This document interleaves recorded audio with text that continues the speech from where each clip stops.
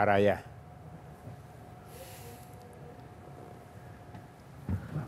Mas Boy, apa kabar? Kenapa Clara? Kok kayaknya sedih banget ya? Iya nih. Duduk dulu, tarik nafas dulu. Ada berita apa? Kok kayaknya sedih banget Clara? Kemarin habis melayatkan Oke. temanku. Lumayan baik sih.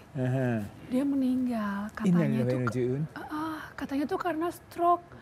Padahal dia masih muda banget tau Mas. Bentar, kalau teman Clara berarti masih muda dong. Kalau seumuran Clara. Kena stroke? Iya. Katanya, padahal yang aku lihat ya dia tuh selalu yang hidup sehat gitu, makannya aja salmon. Iya. Tapi kok bisa ya? Ya ini kayaknya menarik nih ya, karena memang banyak. Kemarin juga ada teman saya ya, kalau teman saya sih umurnya udah 50-an ya, dan dia meninggal karena memang dia diabetes, kemudian dia darah tinggi, dia kolesterolnya tinggi, nah kemudian dia meninggal karena stroke. Jadi menarik sih kalau kita bicara mengenai stroke pada usia-usia muda nih. Iya, emang udah bisa ya anak muda zaman sekarang kena stroke. Oke, tapi kita sapa dulu pemirsa nih ya Clara ya. Pemirsa, jangan sedih dulu ya pemirsa ya. Pagi hari ini kita mau kasih informasi mengenai stroke. Yuk ya, kita sapa dulu pemirsa. Oke. Halo, selamat pagi Indonesia. Semoga semuanya dalam keadaan yang sehat dan bahagia. Tentunya kembali lagi bersama kami, saya Clara. Dan saya Boy Abidin, kembali di Halo Dokter, karena sehat itu asik. Nah, kita akan ngomongin bicara stroke ini ya, stroke. Jadi topik kita menarik pagi hari ini. Kita akan bicara mengenal penyebab dan penanganan terkini penyakit stroke. Betul, dan kita juga ada kehadiran dua narasumber yang tentunya expert di bidangnya. Yang pertama ada Dr. Edwin Nugraha Fitriawan SPPD, seorang dokter spesialis penyakit dalam. Betul sekali, dan ada dokter spesialis neurologi yaitu Dr. David Susanto SPN Vina. Ya, nanti kita tanya-tanya sama beliau ya. Dan pemirsa juga bisa tanya-tanya loh Mas Boy. Betul sekali. Caranya gampang banget, bisa langsung kirimkan pertanyaannya ke DM Instagram Halo Dokter TVRI. Nanti karena pada segmen terakhir kita akan menjawab semua pertanyaan yang masuk dari pemirsa. Ya, jadi pemirsa yang punya tensi tinggi, yang punya diabetes, punya kolesterol, apalagi punya riwayat keluarga dengan penyakit stroke. Ya, jangan kemana-mana pemirsa, tetap saksikan Halo Dokter karena sehat itu asik.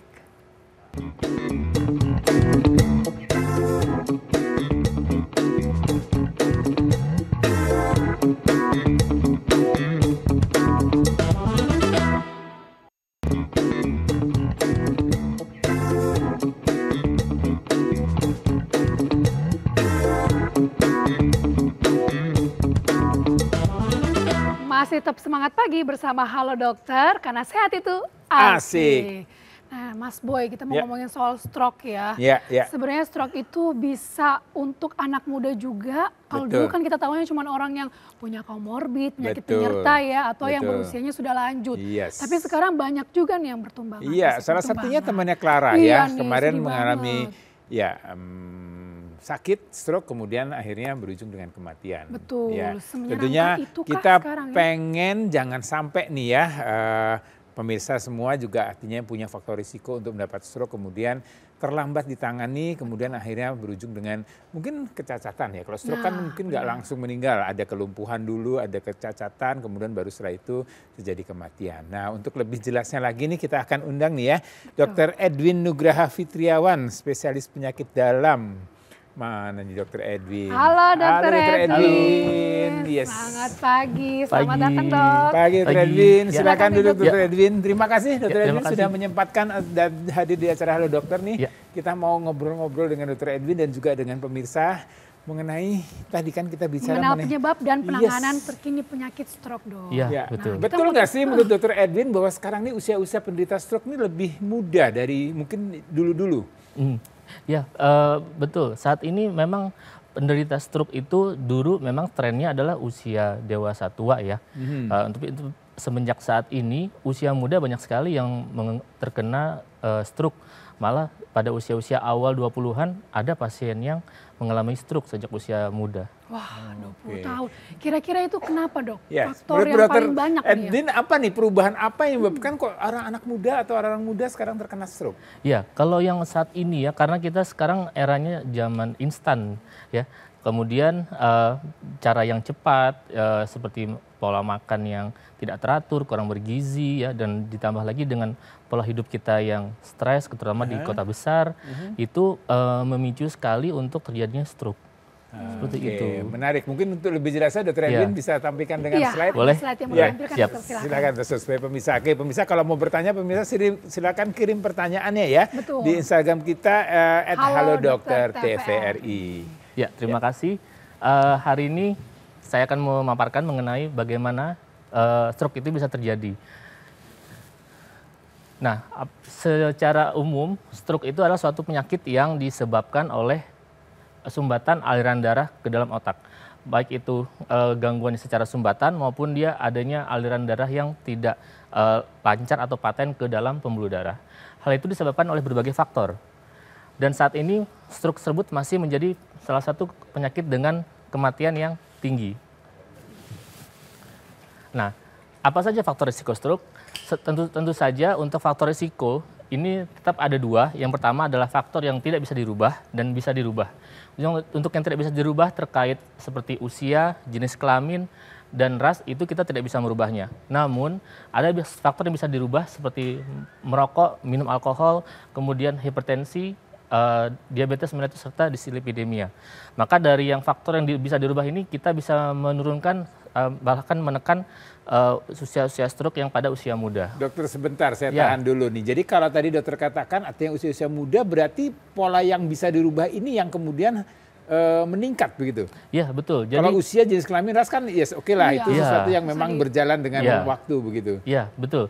Jadi dengan pola yang kita bisa merubah karena kan sekarang ini trennya adalah anak-anak usia sekolah dasar malah yang sampai sekolah usia menengah itu mereka sudah mengenal merokok dan minum alkohol. Jadi dengan mereka sudah mengenal dari awal maka resiko stroke itu akan terjadi sedini mungkin. Ditambah lagi mereka yang punya heritage atau keturunan hipertensi, diabetes dan dislipidemia atau sekarang kan banyak sekali anak-anak yang usia sekolah dasar atau sekolah menengah itu sudah mengalami berat badannya gemuk. Gitu. Nah, jadi itu pun bisa meningkatkan resiko stroke pada usia muda. Jadi pola makanan, jenis makanan yang dimakan ya. Gaya hidup ya. Gaya hidup.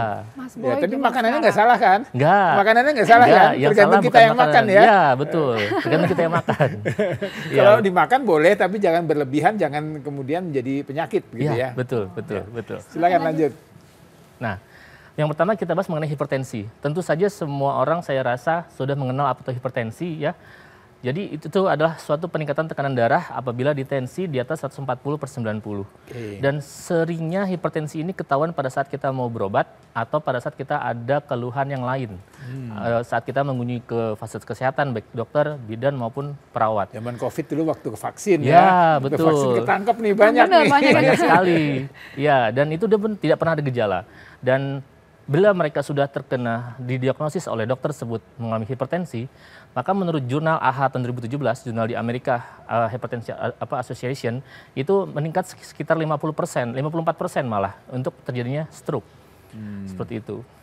Oke, menarik. Ini saya mau tanya mengenai hipertensi. Ini pemirsa kapan terakhir pemirsa melakukan pemeriksaan tekanan darah? Ini pertanyaan saya. Ini kalau orang yang mungkin tidak punya alat untuk periksa tekanan darah, kapan dia harus periksa? Minimal berapa kali dalam setahun begitu? Atau berapa bulan sekali atau bagaimana, Dok? Ya, bagi mereka yang memang tidak punya riwayat tekanan darah tinggi, ya disarankan untuk pemeriksaan darah itu cukup 1 kali dalam 5 tahun.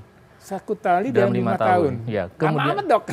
Ya, itu memang tidak ada keturunan darah tinggi tidak ada. Pada saat periksa ke dokter atau ke apotek kan suka ada yang bisa tensi ya. Betul. Itu memang dia tidak ada darah tinggi, boleh dilakukan 5 tahun kemudian. Karena kecenderungan untuk mengalami darah tinggi pada saat usia tersebut itu rendah. Namun apabila dia sudah menginjak usia di atas 45 tahun ya terutama untuk perempuan yang sudah di atas usia menopause, itu peluang untuk terjadinya darah tinggi itu cukup tinggi. Gitu. Jadi saya sarankan untuk mereka yang sudah mengajak usia tersebut dilakukan pemeriksaan tekanan darah tinggi minimal setahun sekali. Dan apabila mereka sudah di atas 55 tahun menjelang usia lansia, itu disarankan setahun 2 kali jika memang tidak ada gejala. Oke, pemirsa, ayo kayak umur-umurnya tadi seperti dikatakan oleh Dr. Edwin, periksa ya. Kalau belum periksa, apalagi udah lebih dari 5 tahun belum periksa, kebangetan deh. Iya, betul. Oke, 5 tahun loh, bukan 5 hari ya Mas. Iya, betul. Silakan, Dok. Betul. Nah, ini dari tata laksana hipertensi di Indonesia ya tetap dibagi 3 tempat, yaitu ada yang kategori normal, kemudian ada normal tinggi ya, jadi antara range-nya di di antara normal dengan tinggi, kemudian ada derajat 1 dengan derajat 2. Yang menjadi patokan dan berisiko tinggi stroke adalah jika mereka sudah didiagnosis hipertensi dan sering tekanan darahnya di angka hipertensi derajat 2 atau di atas 160/100, maka itu resikonya bisa meningkat sampai 54%. Artinya apa? Kalau dia memang di bawah itu, dia masih stage 1, stage 2, belum tentu tidak terkena stroke. Ada chance peluang terkena stroke-nya tapi lebih rendah dibanding mereka yang terus-terusan seperti ini. Nah, sedangkan mereka yang usia muda, ya yang usianya udah antara dewasa tua dengan dewasa muda dengan tekanan darahnya di bawah hipertensi derajat 1 atau cenderung ke normal, tetap akan terjadi stroke jika faktor yang lain tidak tertangani dengan baik. Seperti itu. Oke, nah kalau sini kembali nih, waktu kita terbatas Dokter Edwin. Kalau kita kemudian orang tahu tensinya tadi yang derajat 1 lah, oke misalnya. Terus kemudian what next? Harus selalu minum obat atau masih bisa dengan cara lain gitu? Ya, kalau memang sudah didiagnosis oleh dokter itu adalah penyakit darah tinggi, nomor 1 adalah lifestyle changing.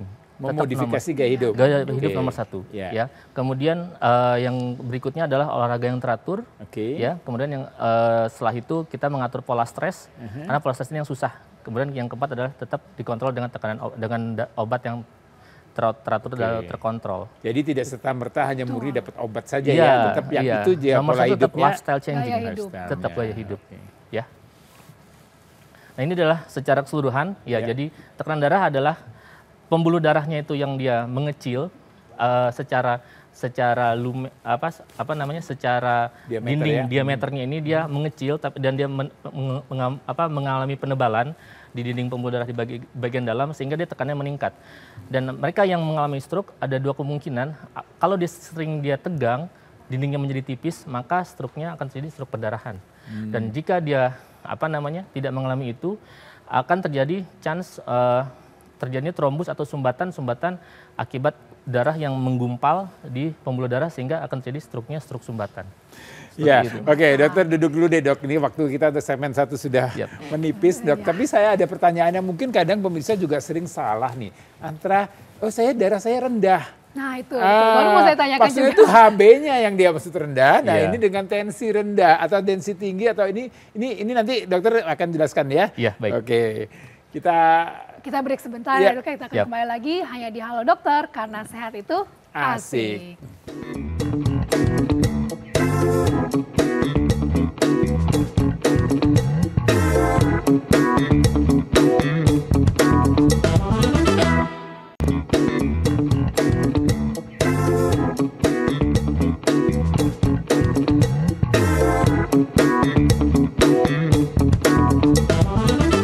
Pemirsa, kembali di Halo Dokter karena sehat itu asik. Kita masih bicara masalah penyakit yang tidak asik ya. Kita bicara mengenai stroke ya. Nah, tadi di akhir segmen kita bertanya kepada Dokter Edwin mengenai bedanya darah rendah dengan tekanan darah rendah. Nah ini bagaimana Dokter Edwin? Mau dijelaskan untuk pemirsa? Ya, terima kasih. Jadi selama ini yang terjadi di masyarakat adalah, dok, darah saya rendah loh dok biasanya, tapi kenapa saya sekarang tensinya tinggi? Yang perlu diluruskan adalah yang dimaksud darah rendah, apakah ini HB-nya, ya, ataukah ini adalah tekanan darahnya?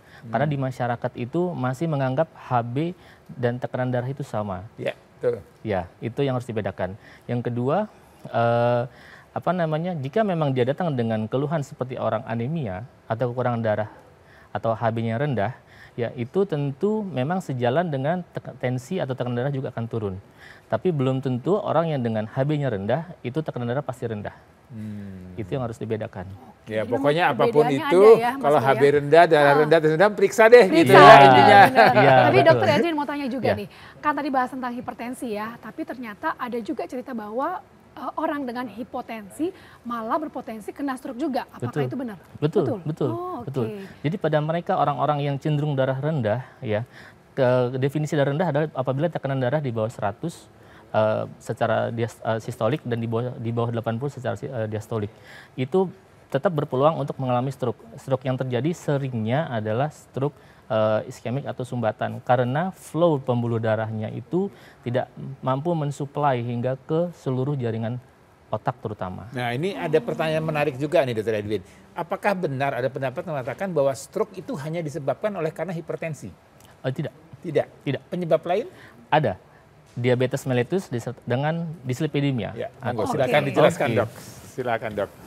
Ya, jadi pemirsa ternyata tidak hanya tensi tinggi saja ya. Oke, jadi ada faktor lain. Ya, betul. Silakan dok. Slide-nya. Nah. Ya. Kemudian yang kedua ada diabetes mellitus. Ini adalah penyakit metabolik termasuk yang tertinggi di Indonesia. Penyakit ini disebut dengan penyakit metabolik dengan hiperglikemia atau disebut dengan tekanan gula darahnya di atas 200 ya. Kemudian pada pasien-pasien atau mereka yang mempunyai penyakit ini akan mempunyai peluang untuk terjadinya stroke sebesar 2 kali lebih tinggi dibanding orang-orang yang tidak mengalami diabetes. Dan 20% kematian di Indonesia pada diabetes itu pada stroke itu disumbang dari akibat diabetes. Nah, semakin lama orang itu menderita diabetes, ditambah lagi dia tidak terkontrol, maka ini akan terjadi peningkatan risiko lebih dari 2 kali lipatnya. Kemudian, nah ini kriterianya ya, tentunya yang tadi sudah saya jelaskan, pada saat rumah sakit atau di klinik tentu akan diperiksa gula darah puasa dengan gula darah setelah makan. Ya, ini dari data terakhir di tahun 2021. Ini menyebutkan bahwa jika pasien tersebut diperiksa gula darah di atas 126 atau gula darah setelah makan 2 jam setelah makan ya, itu di atas 200, itu bisa kita tegakkan dengan diabetes. Ditambah dengan gejala klasik. Gejala klasiknya seperti banyak pipis, banyak makan tapi badan tidak bertambah gemuk. Haus ya. Iya, itu dia. Tapi dokter, kalau pemeriksaan ini apakah harus diperiksa semuanya atau Tidak. Di boleh Indonesia, salah satu? Ya, yang disarankan saat ini adalah tetap gula darah puasa dan gula darah setelah makan. Jika dia gula darah puasa sudah menunjang dengan syaratnya gula puasanya minimal 8 jam, ya, itu di atas 126 itu sudah kita katakan sebagai diabetes ditambah dengan gejala. Namun jika gejala klasiknya tidak ada, kita tidak bisa mengatakan itu. Kita masih meragukan. Maka kita lanjutkan dengan pemeriksaan gula darah 2 jam setelah makan. Jika 2 hasil ini menunjang di atas skor normal, kita katakan sebagai diabetes. Oke. Gitu. Kalau yang alat tes kayak ini Mas Boy ya, itu apakah boleh juga sebagai metode diagnostik atau seperti apa? Boleh. Yang disambil di sini adalah dari pembuluh darah yang perifer ya, pembuluh darah kecil. Alat tersebut juga mempunyai deviasi yang cukup tinggi ya, sekitar 5 poin. Artinya bisa 5 poin lebih tinggi, bisa 5 poin lebih rendah. Tentunya itu bisa menjadi screening awal, karena alat itu mudah sekali dicari. Dan itu bisa jadi screening awal. Kemudian untuk lebih memastikannya lagi disarankan melalui pemeriksaan dari darah yang diambil dari pembuluh darah besar. Jadi pemeriksaan ini diperlukan untuk memastikan angkanya ya. Jadi kalau ada gejala tapi kemudian atau bahkan tidak ada gejala, jangan santai-santai aja ya. Betul. Siapa tahu begitu diperiksa ternyata raportnya merah. Iya betul. Oke, silakan lanjut dok. Ya lanjut. Nah, ini adalah kondisi gula darah. Jadi pasien dengan yang gula darah normal ini perbandingan dengan sel darah merah itu akan seimbang. Namun bila mereka sangat tinggi, maka yang warna putih itu adalah kadar gula darahnya. Jadi sel darah merahnya tidak bisa mensuplai dengan baik karena numpuk sekali gula darahnya di situ. Itu yang akan menimbulkan chance terjadinya stroke. Seperti itu. Ya. Oke, lanjut. Ya, harus dikecilin lagi dok. Oke. Sip. Selanjutnya dislipidemia. Dislipidemia ini adalah suatu gangguan metabolisme dari lipid atau lemak. Ya. Di lipid yang kita miliki adalah kolesterol total, LDL atau kita bilang sebagai kolesterol jahat, trigliserid disertai dengan HDL atau kolesterol baik. Dikatakan dislipidemia jika kadar kolesterol total, LDL dengan trigliserid ini di atas normal disertai dengan kadar HDL yang rendah. Itu kriteria untuk dikatakan dislipidemia. Nah, untuk klasifikasi lipid, nah ini dari data terakhir di tahun 2021, tentu jika dia kolesterol totalnya di atas 200, kita katakan sedikit tinggi, tapi jika di atas 240 maka dia sangat tinggi.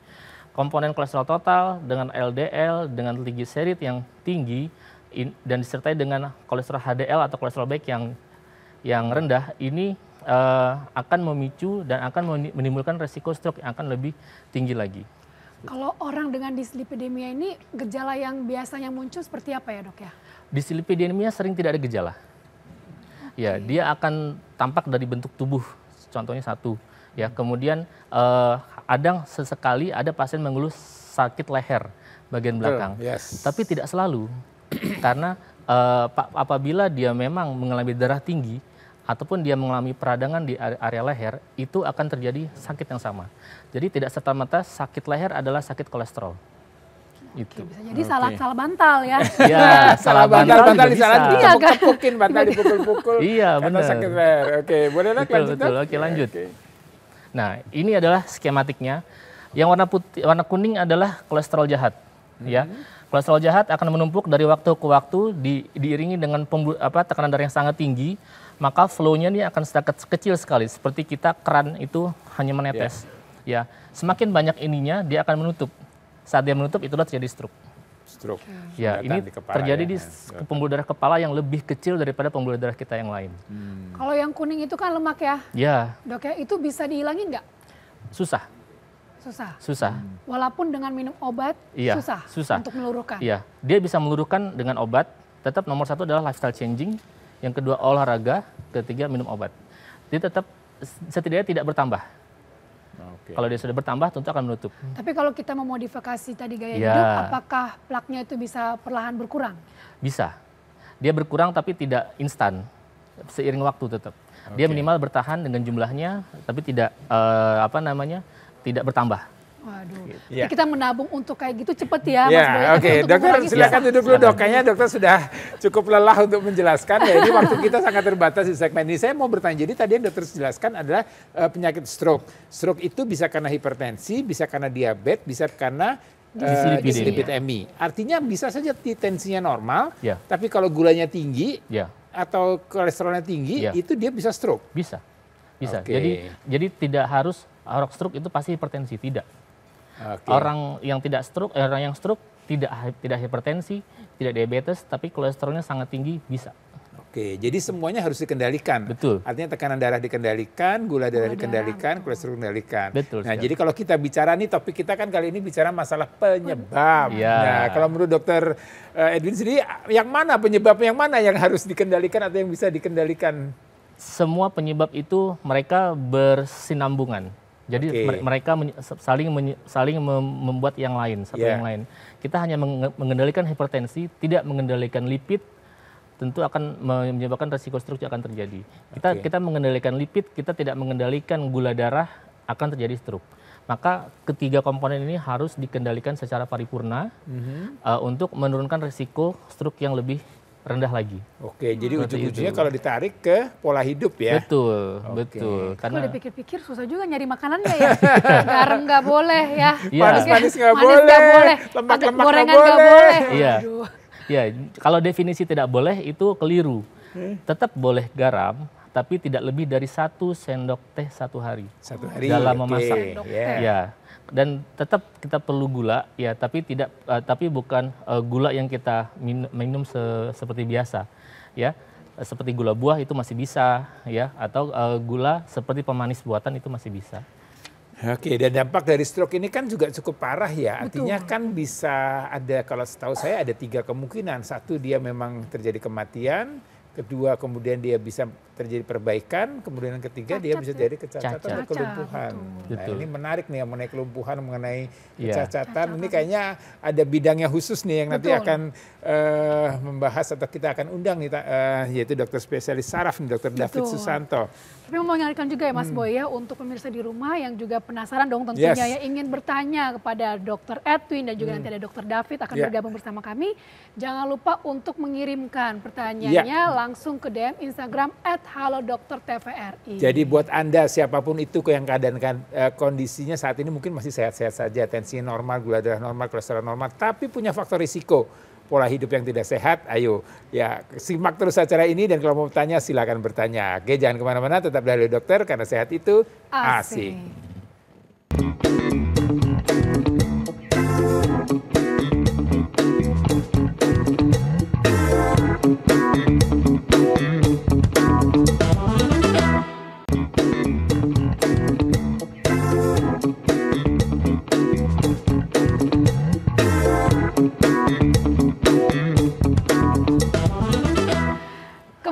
lagi di Halo Dokter, karena sehat itu asik. Nah tadi sebelum jeda kita sempat berbicara tentang kalau orang terkena stroke, ya kan bisa jadi karena bisa menyebabkan kematian, bisa juga karena kecacatan. Nah itu yang akan kita pengen bahas lebih jauh tentang post stroke ini seperti apa. Karena memang yang diserang adalah daerah persarafan di otak ya. Ini kan otak ini pusat persarafan susunan saraf pusat kita. Jadi kita akan undang Dr. David Susanto, spesialis neurologi. Nah ini dia Dr. David. Dr. David, selamat pagi dokter. Selamat datang di Halo Dokter. Ya, silakan duduk Dr. David. Ya, terima kasih sudah hadir di acara Halo Dokter nih. Kabarnya sehat ya, Dok? Baik. Gimana kabar-kabar pasien dengan serangan stroke makin banyak? Makin banyak, memang seiring bertambahnya waktu, semakin bertambahnya tahun memang semakin banyak ya, apalagi kalau mendekati akhir-akhir bulan nih. Kalau akhir bulan karena tanggal tua kali Dok. Oke. Nah ini menarik mengenai stroke. Tadi kan Dr. Edwin sudah menjelaskan mengenai stroke itu ada masalah pada pembuluh darah di otak, ada sumbatan, ataupun ada pecah pembuluh darah di sana. Nah dari sisi syaraf nih kan otak ini susunan saraf pusat kita. Kalau terjadi sumbatan atau pecah pembuluh darah itu berapa lama sih kita masih atau berharap masih bisa ada perbaikan? Jadi atau kerusakannya minimal deh paling nggak? Memang kita biasakan kategorikan stroke itu ada dua tipe ya. Jadi pendekatannya akan beda antara stroke yang tipe yang sumbatan atau kita bilang stroke iskemik dan stroke pendarahan atau stroke hemoragik. Kalau stroke iskemik itu kita sangat bekerja-kejaran dengan waktu. Kita ada yang namanya golden period di mana pada onset di bawah 4,5 jam pertama biasanya itu sumbatan masih bisa kita pecahkan dan risiko untuk kecacatannya kita bisa tekan. Ya, dengan saat ini sudah banyak kemajuan di era sekarang ya, ada yang menggunakan obat atau kita bisa seperti jantung kita tarik ya sumbatannya sehingga tidak menjadi kematian pada otak. Sorry Dok, tadi parameter 4,5 jam itu startnya dari mana Dok? Sejak gejala itu muncul, sejak dirasakan oleh pasien. Apa gejala yang dirasakan?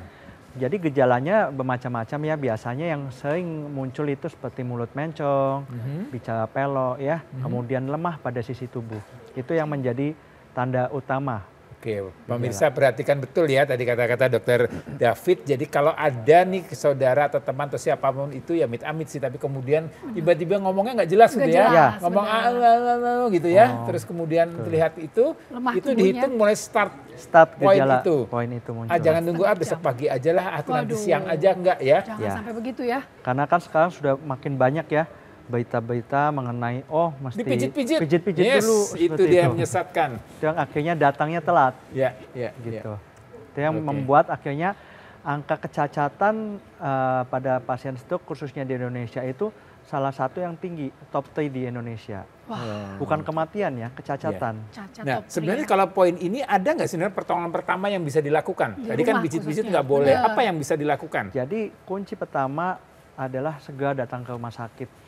Itu segera datang ke rumah sakit. Jadi nggak ada tawar-menawar ya pemirsa. Betul. Ya. Di rumah nggak bisa terlalu diusahakan ya. Oke, jangan ditidurin dulu, kasih minum dulu, kemudian dikipas-kipas dan segala macam. Dikasih minyak angin mungkin ya. Oke Dr. David, mungkin ada slide yang mau ditampilkan? Silakan, lanjut Dok, monggo. Saya tampilkan? Silakan Dr. David. Ya, pemirsa kalau mau bertanya silakan loh. Pemirsa kirim pertanyaannya di Instagram kita @halodoktertvri. Ya, jadi sesuai topiknya ya. Jadi saya akan bahas mengenai penyebab dan penanganan stroke khususnya pada saat ini ya. Jadi berdasarkan tipe stroke sendiri yang tadi sudah saya sampaikan bahwa stroke itu ada dua tipe ya. Ada yang sumbatan atau kita bilang iskemik dan pendarahan, di mana mayoritas itu sebagian besar kasus 2/3-nya adalah stroke sumbatan. Sedangkan sisanya pendarahan. Nah dari segi gejala memang biasanya mirip. Namun yang stroke pendarahan umumnya gejalanya itu bisa lebih masif ya, seperti disertai penurunan kesadaran ya, atau bahkan bisa kejang ya, karena pendarahannya biasanya kalau yang sampai besar bahkan bisa menyebabkan penurunan kesadaran mendadak. Nah ini yang tanda dan gejala stroke yang kita perlu waspadai di rumah ya. Jadi berdasarkan dari Kemenkes sendiri itu slogannya aja udah jelas ya Dok ya, segera ke rumah sakit ya, di mana tidak boleh menunda untuk datang ke rumah sakit karena kita kejar-kejaran sama waktu. Ya, ini jadi singkatan nih. Kalau itu senyumnya tidak simetris ya, jadi mulutnya jadi mencong, atau bicaranya jadi tidak jelas, atau bahkan kalau minum jadi tersedak. Lalu yang G-nya itu karena adanya gerak tubuhnya jadi lemah, entah yang kanan atau kiri, jadi lemah mendadak, jatuh. Jadi kadang salah diartikan kelemahannya muncul karena jatuh, padahal dia stroke dulu barusan jatuh tuh, ya. Kemudian hanya itu bicara pelok, ya. Kemudian atau kebas. Jadi bukan cuma kelemahan nih, jadi rasa kebas pun bisa mengawali gejala stroke. Lalu ada pandangan mata yang tiba-tiba gelap, ya, atau rabun yang sifatnya tiba-tiba. Atau sakit kepala hebat, ya, pada yang stroke-nya pendarahan bisa aja datang dengan klinis yang sakit kepalanya sangat hebat sehingga kita bilang dengan tanda cleft headache, di mana sakit kepalanya itu seperti kayak tersambar petir seperti itu. Nah, itu adalah warning sign yang memang harus segera datang ke rumah sakit. Nah, ini adalah salah satu field daripada neurologi, ya, yang saat ini penanganan dari neurointervensi, di mana saat ini pada kasus-kasus stroke, ya, yang sumbatan itu bisa kita sedot sumbatannya atau kita hancurkan sumbatannya. Atau pada kasus-kasus pendarahan yang sifatnya memang adanya ketidaknormalan pada pembuluh otak, kita bisa melakukan intervensi seperti tindakan coiling atau embolisasi. Ini adalah salah satu prosedur, ya, tindakan diagnostik berupa cerebral angiografi atau DSA untuk memetakan kira-kira pembuluh darah seperti apa yang bermasalah. Ini adalah tampilan yang bisa kita lihat, ya, untuk memvisualisasi pembuluh darah di dalam kepala secara angiografi. Jadi hal ini seperti mirip kayak jantung. Yeah. Jadi kalau jantung itu kan sebelum misalkan ada sumbatan, sebelum dilakukan pemasangan cincin seperti itu, kita lakukan pemetaan kira-kira sumbatannya di mana. Nah, ini adalah beberapa tindakan terapeutik terkini yang sudah berkembang, ya, di era saat ini, bahwa pada kasus-kasus sumbatan yang tadi saya sebutkan di bawah 4,5 jam atau bahkan saat ini secara guideline bisa melebar sampai 24 jam masih bisa kita sedot. Ini contoh sumbatannya, ya. Sumbatannya kita akan sedot sehingga akhirnya membebaskan jalur aliran darahnya ke otak. Lalu pada kasus yang sumbatan berat kita bisa lakukan pemasangan stent atau cincin. Mungkin masyarakat awam lebih kenalnya di jantung, ya. Di jantung, Saat ini sudah bisa lakukan pemasangan stenting juga di dalam kepala seperti itu. Ini adalah contoh-contoh penyebab pendarahan. Jadi pada kasus pendarahan mungkin yang tadi sudah Dr. Edwin sebutkan bahwa banyak disebabkan oleh karena tekanan darah tinggi lama, gula. Itu memang mendominasi kasus, tapi pada beberapa kasus khususnya usia muda bisa disebabkan karena ketidaknormalan pembuluh darah di dalam kepala seperti penipisan dinding pembuluh darah ataupun AVM. Nah, ini adalah beberapa tindakan yang bisa kita lakukan seperti pemasangan kawat atau coil atau melakukan penutupan daripada AVM. Ya, dokter duduk dulu deh, kita ngobrol nih. Ini kayaknya makin canggih, makin menarik, tapi makin bingung juga dan makin takut sebenarnya. Ini melihat kawatnya aja bingung, ya, Mas Boy, ya, jadinya. Tapi saya mau menegaskan lagi, Dok. Jadi artinya stroke ini sesuatu kondisi emergensi, darurat. Yes, betul. Betul, ya, Dokter Edwin juga setuju, ya. Setuju. Artinya sesuatu yang memang ini harus segera ditangani. Nah, sekarang tadi kan ada golden period 4,5 jam. Betul. Nah, tadi pelayanan tindakan-tindakan ini sudah sampai selevel mana di Indonesia nih? Kita bicara pemirsa Indonesia ini kan seluruh wilayah Indonesia. Artinya apakah hanya di kota besar atau sudah sampai ke pelosok, daerah? Ya, daerah. Saat ini memang salah satu program unggulan daripada pemerintah saat ini selain daripada jantung adalah stroke, di mana karena pelaporan daripada angka kecacatan dan kematian tinggi, sehingga pemerintah itu membuat supaya pelayanan ini sebisa mungkin bisa dilakukan bukan cuma di kota besar. Ya, makanya sekarang fasilitas daripada kateterisasi sudah mulai menjamur, ya, di wilayah-wilayah terpencil, sehingga diharapkan memang pelayanan seperti ini bisa komprehensif seperti halnya kayak jantung yang sekarang sudah sampai ke wilayah-wilayah. Seperti itu. Kita lihat pertanyaan berikutnya dari Instagram, ada Sayang Kunanda 8. Halo Dok, mau nanya apakah mungkin bisa terkena stroke tanpa disadari? Kalau iya bagaimana penjelasannya, ya Dok, ya? Terima kasih. Tuh. Apakah bisa terkena stroke tanpa disadari? Ya, coba kita baca lagi, Mas. Slide-nya boleh tadi Instagramnya. Padahal gejalanya aja banyak, ya. Segera ke rumah sakit. Berarti pasti harusnya sadar, ya. Ya. Ini pasiennya mungkin nggak sadar, keluarganya kali yang tahu. Bagaimana nih, Dokter? Itu mungkin mencong tapi mikirnya nggak apa-apa. Mungkin lagi. Iya, tapi kebanyakan orang itu sering meremehkan tiba-tiba bicara pelo atau tiba-tiba mulutnya tidak bisa intonasi dengan jelas. Sering meremehkan itu. Atau bisa juga pasien kadang mengeluh datang dengan keluhan, dok tangan saya tiba-tiba kesemutan sebelah kiri atau di anggota sebelah kiri yang bawah gitu. Itu sering mereka paling cuma pegel-pegel aja, dipijit-pijit seperti yang tadi sudah dijelaskan. Itu bisa. Mungkin itu yang dimaksud tidak disadari. Sebenarnya sudah ada. Tapi ada yang modal mengatakan, saya kena stroke-nya stroke ringan gitu. Emang ada ya bagian stroke ringan, stroke berat gitu? Ya, kalau stroke ringan, stroke berat itu sebenarnya kita secara medis tidak ada. Ya, hanya saja pasien memilah-milah, oh ringan, oh cuma kesemutan, kesemutan, oh cuma bicara pelok, pelok. Tapi itu sedang ongoing terjadi proses sumbatan atau proses pecahnya pembuluh darah di kepala. Jadi tetap harus segera ke betul. Segera ke RS tadi. Rumah sakit ya. Jadi nggak ada masalah. Nah, sekarang ini pertanyaannya, ini pertanyaan saya nih. Artinya saya tadi membayangkan kalau tadi segera 4,5 jam. Nah, kalau lebih dari 4,5 jam, masih ada hal yang bisa dilakukan atau ya sudah kita istilahnya udah kasep gitu, sudah nggak bisa diapa-apain lagi. Pasrah gitu. Ya, Mas Boy ya. Ini untuk kasus yang sumbatan ya? Iya, sumbatan. Untuk kasus sumbatan saat ini secara pedoman, setelah di atas 4,5 jam itu masih ada kasus yang masih bisa kita selamatkan. Jadi ada beberapa modalitas ya seperti MRI ya, kemudian mismatch dari situ. Jika memang masih eligible atau dinyatakan masih ini otaknya masih bisa di-save kan ya, jadi belum sampai mati, itu kita masih layak kita selamatkan. Tindakan-tindakan untuk menghancurkan sumbatan itu masih bisa kita lakukan untuk meminimalisir kecacatan pada pasien. Oke, Dokter Edwin, Dokter David, mungkin kita akan kembali setelah yang satu ini ya.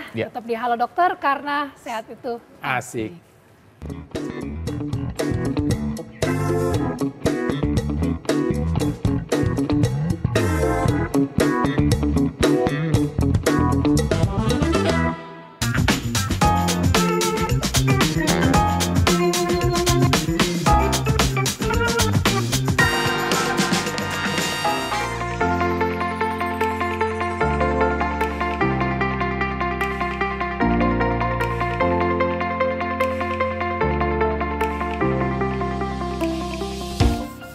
Ibu hamil, sering buang air kecil. Nah, ini biasanya jadi masalah buat ibu hamil. Dok, males dok, sering-sering ke kamar kecil. Habis dikit-dikit pengennya pipis terus, jadi saya kurangi minum. Oke, hati-hati, ibu hamil perlu cairan yang cukup. Kurang lebih 12-13 gelas air per hari. Tidak harus dari air minum, tapi bisa juga dari makanan, juga dari buah-buahan yang mengandung banyak cairan. Nah, apa sih tandanya seorang wanita atau wanita hamil dia kekurangan cairan? Bisa terlihat dari warna urinnya. Kalau urinnya terlihat sudah mulai kuning lebih pekat, kemudian kuning lebih warna teh, itu suatu tanda bahwa ibu hamil kekurangan cairan. Apa sih dampak kekurangan cairan pada ibu hamil? Cairan itu sangat diperlukan untuk tumbuh kembang janin. Jadi manfaat pertama adalah cairan itu akan mengantar nutrisi pada janin. Jadi ibu hamil yang kurang cairan, biasanya nutrisi yang diantarkan ke janin ini akan terganggu. Kemudian cairan ini juga berfungsi untuk membuang sisa-sisa metabolisme pada tubuh yang akan dibuang melalui urin, melalui saringan di ginjal. Jadi ini adalah suatu proses detoksifikasi. Kemudian cairan ini juga akan membuat kulit ibu menjadi lebih elastis. Biasanya kalau ibu hamil kurang minum, kulitnya menjadi kering, pecah-pecah. Salah satunya adalah bisa timbul retak-retak atau kekeringan pada daerah kulit perut atau yang kita sebut dengan stretch mark. Kemudian cairan ini juga bisa menjaga suhu tubuh ibu supaya tetap stabil. Ibu hamil yang kurang cairan biasanya akan lebih mudah panas, suhu tubuhnya meningkat. Jadi usahakan jangan sampai kekurangan cairan. Dan satu juga yang penting adalah dengan banyaknya minum atau cukup cairan pada ibu hamil akan mengurangi terjadinya bengkak-bengkak pada kaki. Karena apa? Karena dia akan menetralisir atau membuang garam yang berlebih pada tubuh seorang wanita hamil. Jadi buat ibu hamil, jangan takut minum ya, meskipun memang menjadi lebih sering buang air kecil. Dan juga usahakan minum sebelum haus. Saya Dr. Boy Abidin, senang bisa berbagi.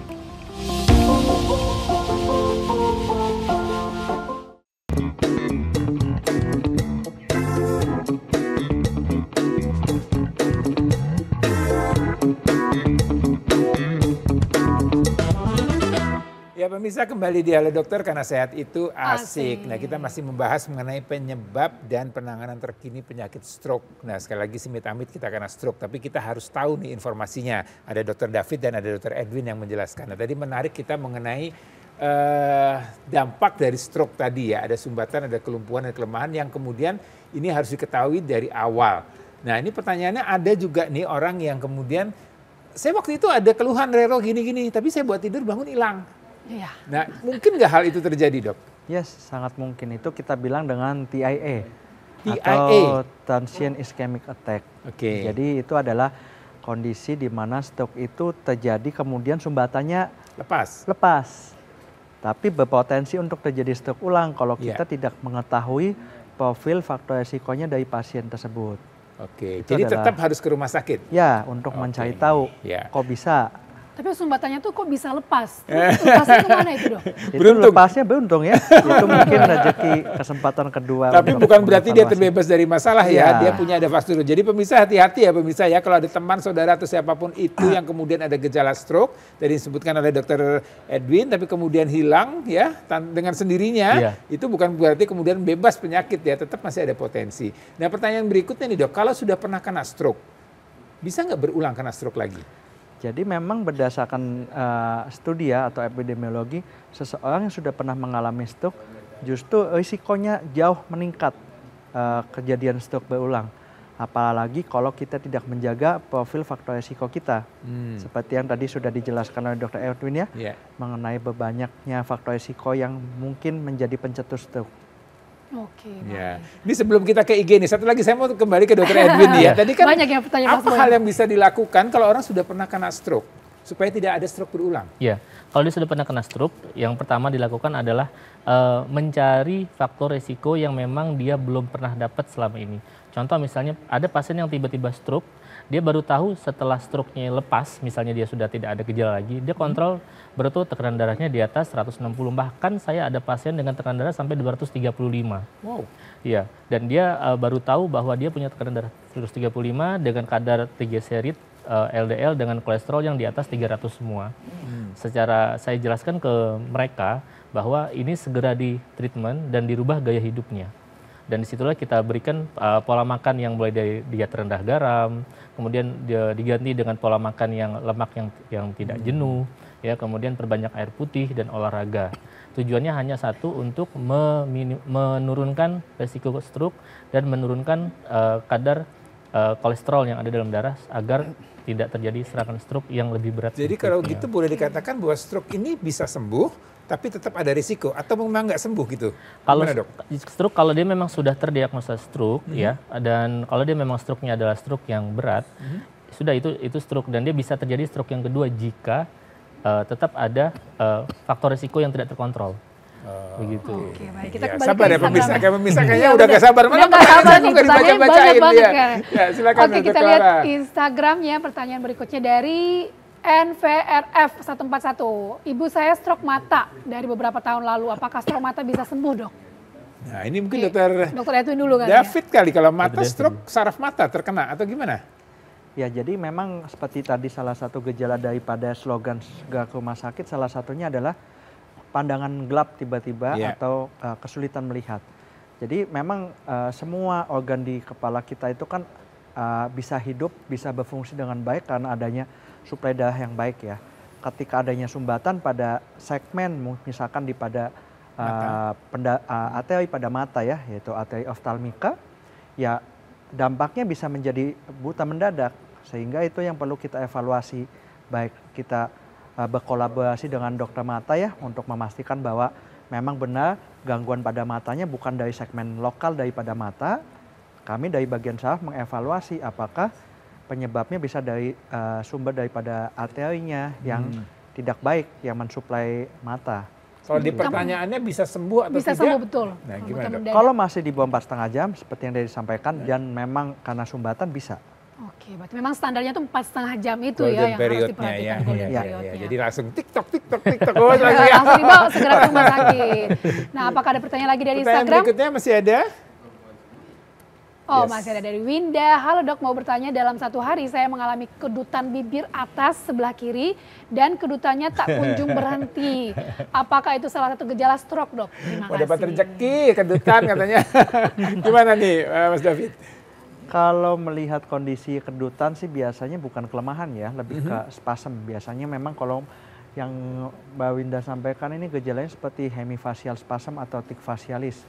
Cuman alangkah baiknya tetap memeriksakan ke dokter karena pada kelemahan yang tadi disampaikan kadang kelemahannya itu bisa ringan atau mungkin kesemutan yang tidak begitu dirasakan oleh pasien, sehingga memang kami kalau melakukan pemeriksaan bukan cuma sekedar dari keluhan dari pasien, akan secara holistik dari atas ya ujung kepala sampai ujung kaki kita evaluasi semua apakah hanya ada kedutan atau ada gejala lain ternyata setelah kita temukan secara objektif seperti itu. Ya, jadi menarik. Masih ada pertanyaannya? Oke, kalau nggak ada kita. Masih ada. Waduh, emang banyak sekali nih. Nggak disangka, pertanyaannya banyak juga. Oke, silakan. Arta Shop, Dok, apakah kalau stroke kedua lebih parah dari stroke pertama? Gimana nih Dr. Edwin? Ya, seringnya memang stroke pertama dengan kedua lebih berat yang kedua. Karena seringnya orang itu gejala pertama seperti yang sudah disebutkan oleh Dr. David, itu hanya gejala ringan. Contoh cegukan. Contoh awalnya misalnya tiba-tiba pelo, tiba-tiba tidak pelo lagi. Jadi pasien udahlah paling cuma pegel atau apa dianggapnya ya. Kemudian dia lakukan tindakan seperti misalnya dipijit atau di alternatif yang lain, gejala hilang. Apabila tidak dicari faktor risiko dasarnya secara darah tinggi, gula darah, dan kolesterol, itu yang kedua akan lebih berat karena sumbatan itu akan mencari tempat karena dia ikut pembuluh darah. Pada saat pembuluh darahnya lebih kecil daripada ukuran sumbatannya, dia akan menutup. Nah, itulah yang akan jadi lebih berat. Dokter pernah mengalami nggak ada pasien yang lebih dari 2 kali kena stroke? Betul. Kalau paling banyak berapa kali deh gitu? Iya. Kalau kayak rekor itu aja, rekor muri. Iya. Banyak ya. Iya. Kalau saya pribadi, saya tidak menangani stroke. Ya. Namun saya pribadi menangani kasus-kasus seperti hipertensi, gula darah, dan kolesterol. Saya sering mendapatkan pasien yang sudah stroke 2 kali. 2 kali. Walaupun dia juga sudah berusaha untuk mengendalikan faktor risikonya, namun tetap terjadi stroke yang kali kedua. Kalau Dr. David sendiri pernah? Pernah, yang paling banyak tuh 4 kali. 4 kali, Dan gejalanya tuh sembuh total, balik lagi seperti yang saya sudah sampaikan TIA tadi. Berulang, seminggu sekali dia muncul gejalanya. Itu kan pasti tentunya ada masalah ya pada pembuluh darahnya. Oke, ini kayaknya kita udah sampai di akhir acara nih ya. Menarik sekali ya Mas Boy. Mau Boy, sedikit nih, mungkin Dr. Edwin bisa menyampaikan pada pemirsa semua apa nih upaya. Kalau kita bicara masalah penyebab ya, mungkin nanti penanganannya oleh Dr. David. Jadi gimana nih, apa upaya yang harus dilakukan nih untuk pemirsa yang mungkin saat ini masih sehat atau yang memang sudah punya potensi tensi tinggi, gula darah tinggi, kolesterol tinggi? Ya, upaya yang bisa dilakukan adalah nomor 1, jika memang pasien tersebut atau mereka yang mempunyai keturunan, ya baik darah tinggi, gula darah dengan kolesterol, segera periksa ke fasilitas kesehatan terdekat. Ya. Kemudian jika memang ditemukan 1 dari 3 faktor risiko tersebut, agar segera dikendalikan secara dini. Karena semakin segera dikendalikan faktor risikonya, tentu akan sejalan dengan menurunnya risiko terjadinya stroke. Ini stroke yang akibat dari faktor risiko yang dijelaskan. Nah, apabila mereka yang memang secara genetik ya ada kelainan yang saya tidak bisa prediksi secara faktor risiko, itu bisa dikonsultasikan dengan dokter neurologi tentunya. Ya, nah dokter neurologi gimana Dokter David nih, bagaimana untuk menjaga kesehatan saraf deh gitu. Artinya untuk orang-orang yang punya faktor risiko tadi, tensi tinggi, gula darah tinggi, kolesterol tinggi, gimana dok? Ya, jadi memang mungkin yang tadi sudah disampaikan oleh Dr. Edwin, jadi faktor risiko kita pada pasien stroke itu sebenarnya terbagi atas 2. Yang dapat dimodifikasi dan tidak dapat. Tentunya seperti usia, jenis kelamin, genetik itu adalah sesuatu yang tidak dapat dimodifikasi ya. Seiring bertambahnya usia tentunya kita lebih beresiko dibandingkan usia muda. Ya. Kemudian yang dapat dimodifikasi ini yang kita bisa jaga ya. Seperti gula, tekanan darah tinggi, kolesterol itu mesti dijaga ya. Tekanan darah tentunya mesti dijaga kalau saat ini di bawah 130/90 ya. Untuk kolesterol tentunya pada pasien yang sudah pernah mengalami stroke dan tidak mengalami stroke targetnya beda. Pada yang sudah pernah mengalami stroke target LDL itu harus di bawah 70. Sedangkan untuk yang gula memang HbA1c atau kontrol gulanya memang harus sangat rendah ya. di bawah 6 kalau bisa. Oke, baik. Terima kasih nih Dr. Edwin, Dr. David atas penjelasan yang luar biasa sekali ya. Iya, sangat bermanfaat buat kita semua ya, pemirsa dan juga buat saya ya. Betul. Jadi kalau sudah terlihat gejala-gejalanya tadi, segera ke rumah sakit, jangan lupa. Ya, jadi sekali lagi kalau kita bicara masalah penyakit stroke ini suatu kondisi yang emergensi darurat. Jadi jangan ditunda-tunda lagi, jangan diapa-apain, segera ke rumah sakit. Ingat golden periodnya 4,5 jam. 4,5 jam. Oke. Sekali lagi terima kasih dokter dan terima kasih juga untuk pemirsa yang sudah menonton kami. Tetap saksikan terus Halo Dokter hanya di TVRI dan kalau kelupaan bisa langsung ini untuk pemirsa yang kelupaan, pemirsa yang lagi menerapkan pola hidup sehat, mungkin tadi lagi olahraga, habis makan dan segala macam. Oke, Anda bisa nonton di YouTube TVRI Nasional. Oke, saksikan terus Halo Dokter karena sehat itu asik.